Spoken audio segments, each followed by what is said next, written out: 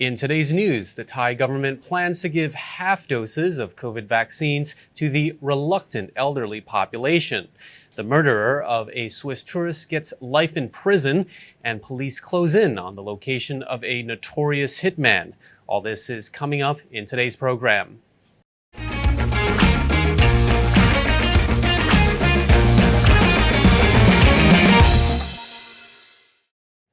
Sawadee krap, you're watching Thailand News Today, bringing you the latest top stories in Thailand and beyond. And in our first story, in a bid to persuade Thailand's elderly population and those with chronic illnesses to get a COVID booster, health officials have approved using half the usual dose.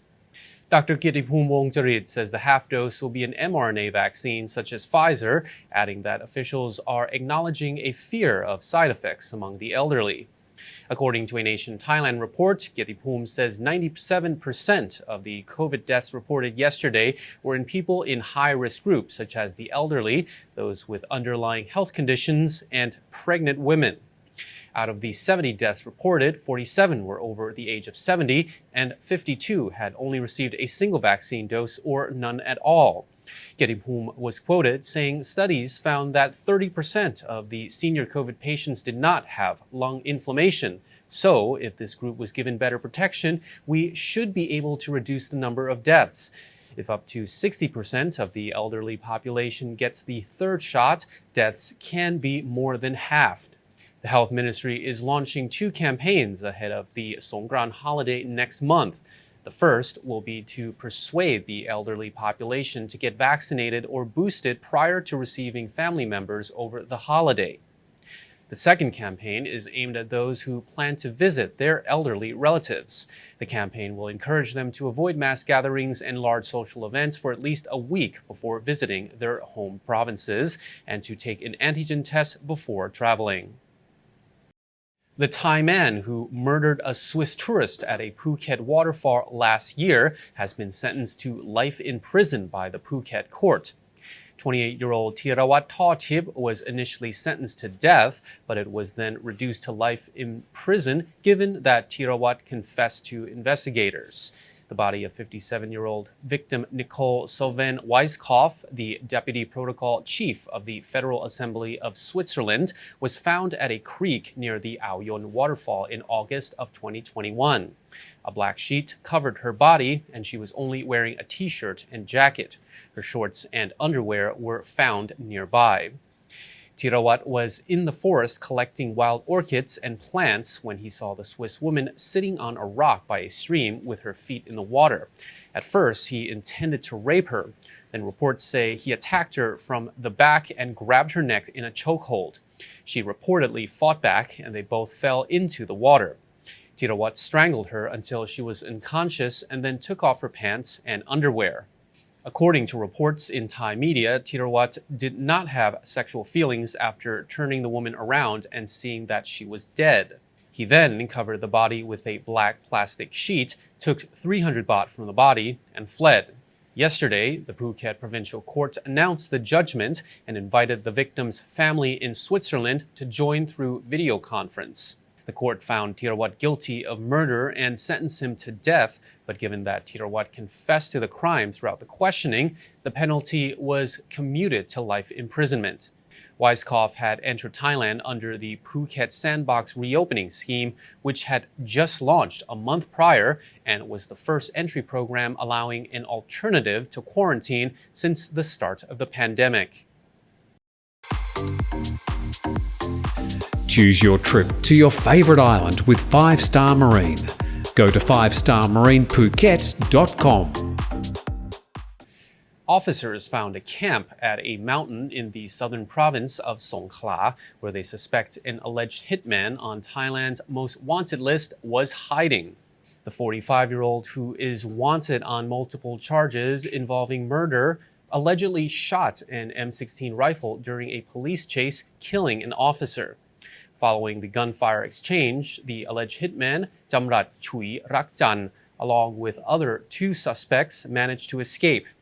Officers later found a car parked by a mountain and launched a search to find the suspects.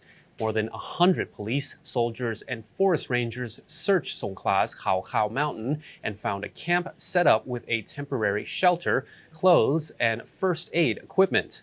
Police say they believe the suspects fled the camp shortly before officers arrived.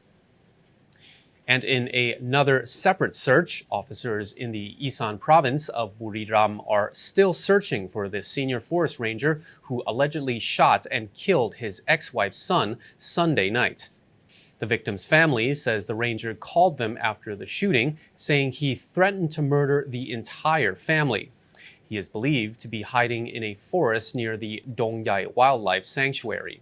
The 45-year-old forest ranger, Pitpirun Pirapop, allegedly fired shots at his estranged wife's house using a shotgun from the sanctuary. His ex-wife, her new partner, and her sons tried to flee the home, but the 20-year-old son was shot in the neck and killed. The forest ranger is believed to have fled into Dong Yai Forest with a shotgun and pickup truck that both belong to the Dong Yai Sanctuary. The truck was found yesterday, but the gun had not been recovered. More than 150 police, together with other forest rangers and reinforcements from other police offices, were enclosing and searching the forest to hunt for the suspect. After the shooting, he called back to his ex-wife saying he would murder the whole family soon. Police officers had been on standby and are closely monitoring the entire family, both day and night, to ensure their safety until the suspect is arrested.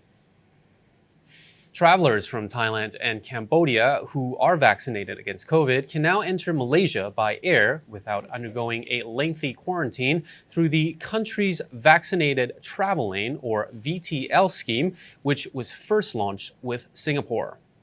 Malaysian Prime Minister Ismail Sabri Yaakob recently announced that the country will fully reopen borders to vaccinated travelers on April the 1st. Similar to Thailand's Test and Go entry scheme, Malaysia's VTL scheme requires those traveling from Thailand, Singapore, and Cambodia to self-isolate at their accommodations while they wait for the results from an on-arrival COVID-19 test to come back. Under Malaysia's so-called test and release policy, travelers will undergo a COVID swab test upon arrival and will then need to self-isolate at their respective accommodations while they wait for their test results to come back, which can take up to a day. Transport Minister Wee Ka Seong released a statement yesterday saying the arrival of health protocols for Thailand, Singapore, and Cambodia will be uniform and all abide by the test and release measures all the same. VTL travelers from Singapore have needed to wait in the airport terminal until their on-arrival test results are back, which can take up to 3 hours, and then go through immigration if the results are negative. But starting tomorrow, the travelers will be able to isolate themselves at their accommodation until their tests come back negative. Travelers will be free to end their self-isolation if the results come back negative, but will be required to follow the Health Ministry's existing health standards if the results are positive. Marine officials in Thailand are looking into building a cruise ship terminal on Koh Samui, a popular Gulf of Thailand island off the coast of Surat Thani province. A terminal is considered to be more convenient and safe for travelers, as at the moment, cruise ships must anchor nearby the island and then have smaller boats transfer travelers to the island and back to the ship. A feasibility study is being launched by the Marine Department. The department has chosen a potential location of Lam Hin Kom in the Lingam subdistrict, which is on the southwest tip of Koh Samui, which has waters deep enough for the large ships. It's about 10 kilometers south of the Lipa Noi Pier, which runs ferries from Surat Thani's Don Sak Pier. 2 cruise ships will be allowed to dock at the terminal at the same time under the current plan. It will also be able to accommodate up to 80 yachts and 6 ferries. Officials are looking into a public-private partnership model to fund the construction, with the government covering costs for land expropriation and terminal construction, while a private sector partner will pay for the equipment and port maintenance. Thailand's Transport Ministry has also been pushing for the construction of more cruise ship terminals to draw in tourists. Koh Samui was chosen for its popularity among tourists and its natural beauty. Before the pandemic, cruise ships visited Koh Samui 59 times, and the Bangkok Post said it was the 3rd busiest cruise stop in Thailand, following behind Phuket and Chonburi's Lam Chabang. And that concludes our report. Thailand News Today will be back tomorrow. Meanwhile, you're not up to date on the Thaiger.